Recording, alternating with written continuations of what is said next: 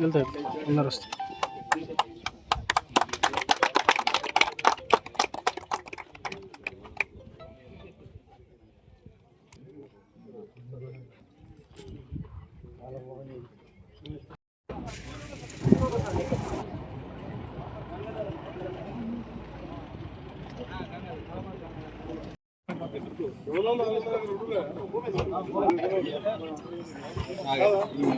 సబ్లు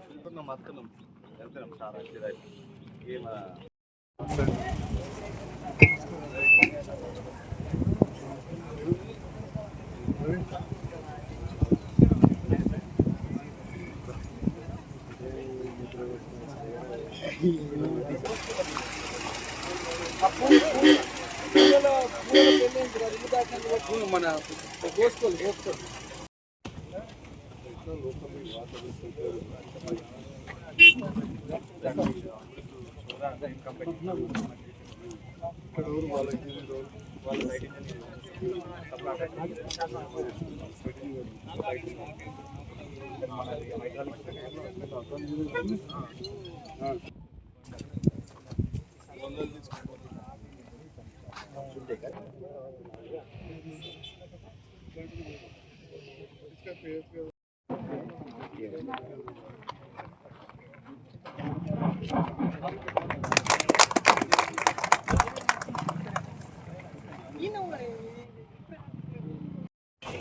water bottle ఇవ్వను. Water bottle water bottle ఇవ్వండి. Water bottle గొప్పలే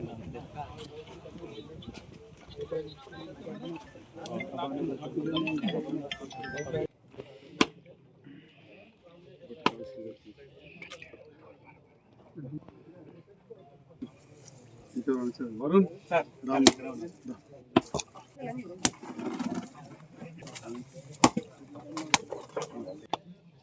ఈ లక్ష్మి గారు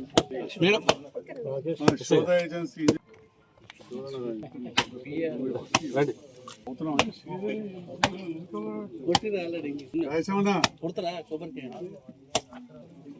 కొంత వ్యక్తి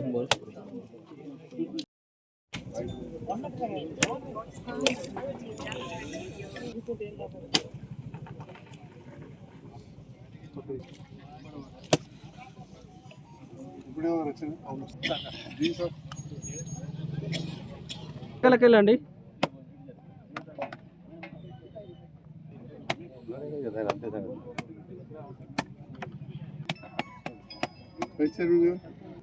ఫస్ట్ వస్తుంది సెకండ్ ఉన్నారా థర్డ్ ఫోర్త్ వైస్ చైర్మన్ గారు అయింది కదా. ఫిఫ్త్ సిక్స్త్ ఆరో వార్డు డాక్టర్ గంత మంచిగా చూసుకుంటున్నాం. అరగంట ఉంటావు రండి అక్కడికే మీ జాగారికి శ్రీధర్ వచ్చిండ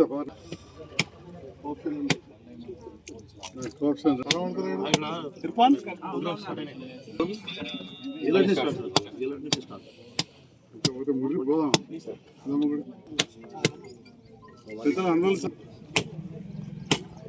వచ్చాను వచ్చాను లేడు శేఖర్ భాయ్ నీ గౌరవం కోసం పెడతా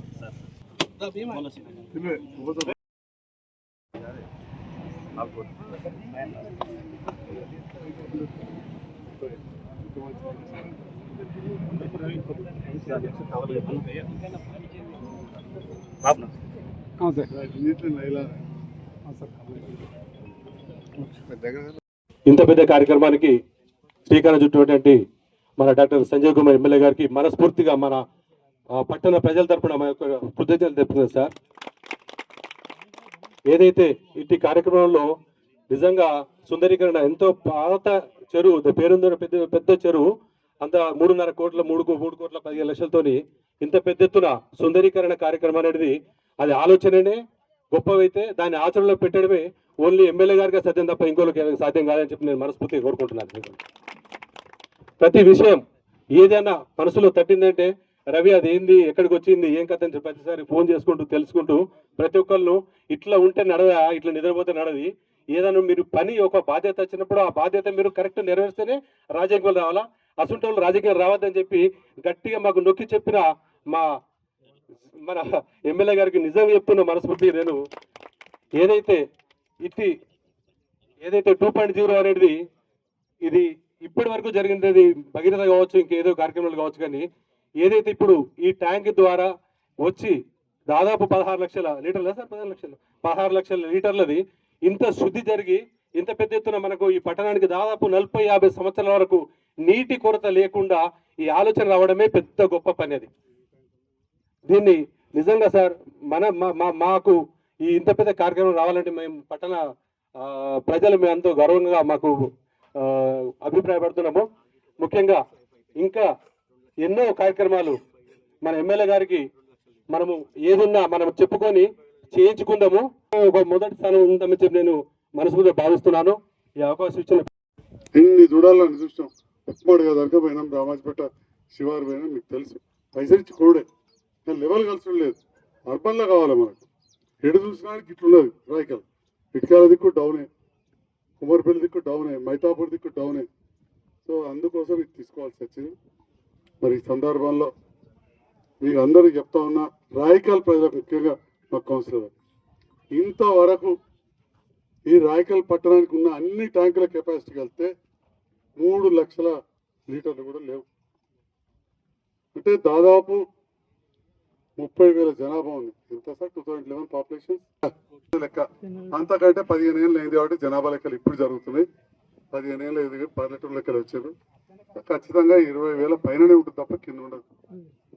అంటే 3 లక్షలు అంటే మనిషికి 10 లీటర్లు కూడా రాదు. మళ్ళీ ఒక ట్యాంక్ ఖరాబ్ ఉన్నది. కానీ ఇదే 16 లక్షల లీటర్ల ట్యాంక్ ఏదైతే ఇక్కడ కడుతున్నామో, Jagtial Saraswati temple double bedroom దగ్గర కట్టాం. అది 14 లక్షల లీటర్.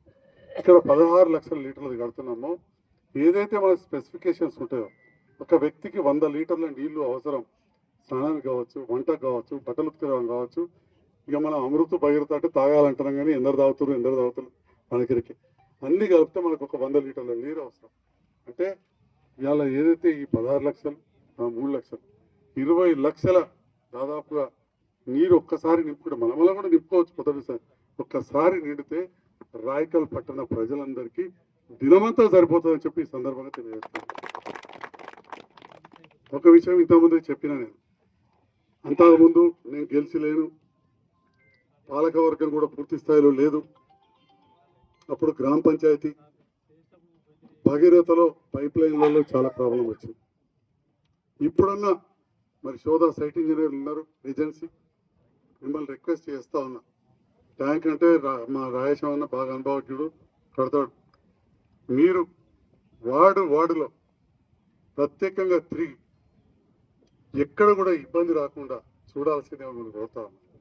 నేను మిమ్మల్ని కొడుతున్నాను, చెడ్డ పేరు రానియకుండా, ఆ సంస్థకు చెడ్డ పేరు రానియకుండా డే అండ్ నైట్ వర్క్ చేయాలి. ఇక్కడ మీకు అండగా మా సోదరు లక్ష్మి ఉంటుంది, మా అరుణ్ కూడా చాలా అనుభవజ్ఞుడు, దానికి కూడా చేస్తాం. మరి దీంట్లో మనం తప్పకుండా సహకరించాలి. పైప్ లైన్ ఎత్తామంటే ఒకటి తంతలు పోతున్నాయి అంటాడు, లేదా నా రోడ్డు మంచుకున్నది ఇప్పుడు ఎందుకు తాగుతున్నాం అంటాడు, నా ఇంట్లో బోరు ఉన్నది నాకు చాలంటారు, లేని వాళ్ళేమో రోడ్డు మీద తెచ్చుకొస్తుంటారు. సో రకరకాల సమస్యలు మనకు ఉంటాయి. దీంట్లో భాగంగా మళ్ళీ మనం మున్సిపాలిటీలో కూడా డిస్కస్ చేద్దాం, కూర్చుందాం. ఇక్కడ నుండి మిగతా ఇప్పుడున్న ట్యాంకులకు కూడా నీళ్ళ సప్లై పైప్ లైన్ ఉంటుంది. ఆ పైప్ లైన్ వేసినప్పుడు కూడా కొన్ని సమస్యలు వస్తాయి. ఆ ప్రతి సమస్య వచ్చినప్పుడు మన ప్రజాప్రతినిధులు ముందుండాలి. చైర్మన్ గారు, వైస్ చైర్మన్ గారు, కౌన్సిలర్లు, కోఆప్షన్ మెంబర్లు మనం ముందుండాలి. మిగతా ప్రజలు కూడా సహకరించాలి. మరి ఈ సందర్భంలో నేను తెలియజేస్తా ఉన్నా, చాలామంది మాట్లాడుతుంటారు, ఇదేదో చేసిండు ఇంట్లోకి వెళ్ళి ఇచ్చిండు అంటారు. ఎవడు ఏ రాజకీయ నాయకుడు ఎవరు ఇంట్లోకి వెళ్ళాడు? ప్రజల సొమ్ము ప్రజలకు సరైన పద్ధతిలో ఇచ్చిన వాళ్ళే మంచి నాయకుడు. దాంట్లో భాగంగా మేము అందరం కలిసి పనిచేసి ప్రజల మన్ననలు పొందాలి. ఈ రాయకల్కు ఒక గొప్ప అవకాశం. గతంలో ఎన్నో కార్యక్రమాలు జరిగినాయి. మీ అందరికీ తెలుసు, రామాజపేట శివార్ల పెద్ద ఏమంటారు సార్, పీపీడబ్ల్యూ ప్లాంట్ అంటారు, దాన్ని ఏమంటారు, ఫిల్టర్ బెడ్ కానీ దానికి పేరుంది, వాటర్ ట్రీట్మెంట్ ప్లాంట్, దానికి కూడా పేరుంది. కానీ అది పెట్టారు, అనుకున్నంత ఉపయోగపడలే. మళ్ళీ ప్రభుత్వం వచ్చినాక కూడా మళ్ళీ అక్కడ దాదాపు 4 కోట్ల 5 కోట్ల ఖర్చు పెట్టారు. నేను ఈ ప్రభుత్వంతో కలిసి పనిచేయకముందు ఉన్న నాయకుడు తీసుకొచ్చి పెట్టాడు. అది ఏమవుతుందో పరిస్థితి తెలియదు. అది ఏదైనా ఎవరు చేసినా అది ప్రజల డబ్బు కాబట్టి దాని విషయంలో కూడా చూడాలి. కమిషనర్ గారు మరి మీరు చూసి కాదు ఏమైంది అసలు, ఏం చేసిన 4 కోట్ల పని అసలు ప్రజలకు అందే విధంగా ప్రతి చుక్క నీరు వేస్ట్ కాకుండా ప్రతి ఇంటికి నీరు వచ్చే విధంగా చూసే బాధ్యత అధికారులపైన అదేవిధంగా ప్రజాప్రతినిధులపైన మన మీద కూడా ఉంటుంది అని చెప్పి సందర్భంగా తెలియజేస్తూ నేను కూడా నిరంతరం పర్యవేక్షిస్తా. అప్పుడు నేను గెలిచి లేకుండా అప్పటి పరిస్థితులు వేరు. తర్వాత హనుమల్ సారు, రమక్క, అప్పుడున్న కౌన్సిలర్స్, కోఆప్షన్ మెంబర్లు ఉన్న సందర్భంలో అప్పుడున్న ప్రభుత్వం ఇచ్చిన నిధులను చాలా పెద్ద మొత్తంలో వీలైనంతగా చేసినాం. కొందరు కాంట్రాక్టర్లు సంఘ బిల్డింగ్లు మధ్యలో ఆపేసిపోతే 60C కింద చేసి కూడా కొంత పూర్తి చేసినాం. ఇప్పటికి కూడా ఇంకా నాయ బ్రాహ్మణ సంఘం అట్లాంటి కొంత అసంపూర్తిగా ఉన్నాయి. అది నాకు ఇప్పటికి గుర్తున్నది. నాయ బ్రాహ్మణ సంఘం గూడీలు ఉండే ఇచ్చినాక ఇప్పుడు చెత్త అయితే పడ్డది, ఒక్క గోడలు లేవు అంతే. ఎన్నడో నాడు ఆ గోడలు కూడా ఎప్పుడైనా సంఘానికి నేను చిన్నప్పటికెళ్ళి చూస్తున్నా. మా గంగారు కూడా చెప్తాడు, ఎందుకంటే మా సంఘం బిల్డింగ్కు ఓ పెద్ద మనిషి లీడర్ నాకు దగ్గర వాళ్ళు ఉన్నప్పుడు కొంత నిధులు ఇచ్చినాయి. పూర్తి స్థాయిలో ఎప్పుడు కూడా ఇవ్వరు, కానీ ఆ సంఘం వాళ్ళు ఫీల్ అవుతున్నారు. ఇట్లీస్ట్ గోడలు అయితే ఖచ్చితంగా ఇప్పుడేం అడుగుతలేరు. మేర సంఘం వాళ్ళు అడిగితే మంగళ సంఘం గురించి మాట్లాడతారు అనుకోకరి. మేర సంఘం వాళ్ళు కూడా కొంత నిధులు కూడా అది పూర్తి చాలా కార్యక్రమాలు ఇక్కడ చేసి కాంట్రాక్టర్లు వెనక ముందు చేస్తున్నారు. కాంట్రాక్టర్లు పనిచేస్తానికి వెనక ముందు చేస్తున్నారు. ఇంకొకళ్ళేమో 100 కోట్లు చేసి నేను 25 కోట్లు ముట్టినట్టున్నారు. ప్రస్తుతాలు పనిచేస్తే చాలు మా రాయసం అన్న అటు మనకు ముట్టుడుతాం కదా దేవుడు. నాకు ఉంటే వారు అవేవో భూమించిన వాళ్ళకి కొద్దిగా నిత్తే మంచిది. నేను నిన్నేం అడగను, ఏమో తెలియదు నాకు ఇలా.